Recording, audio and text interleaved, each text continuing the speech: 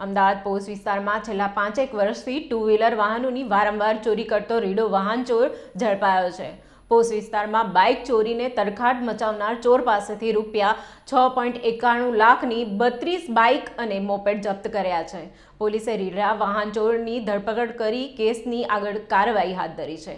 આ વાહન ચોર અમદાવાદમાં ચોરેલા વાહન પોતાના વતનમાં પાણીના ભાવે વેચી નાખતો હતો, જ્યારે આરોપી પોપટકુમાર આશરે 6 વર્ષ અગાઉ અમદાવાદ શહેરમાં રસોઈ કામ કરતો હતો, જેથી વિસ્તારથી સારી રીતે જાણકાર હતો। કોરોના સમયમાં પોતે પોતાના વતનમાં ગામડે રહેવા જતો રહ્યો હતો। બાદમાં તે વાહન ચોરી કરવા માટે અમદાવાદ આવતો હતો।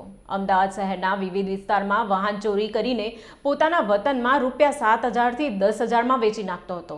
પોલીસે પોપટકુમારની ધરપકડ કરી કેસની આગળની કાર્યવાહી હાથ ધરી છે। अपने पास वीडियो पण છે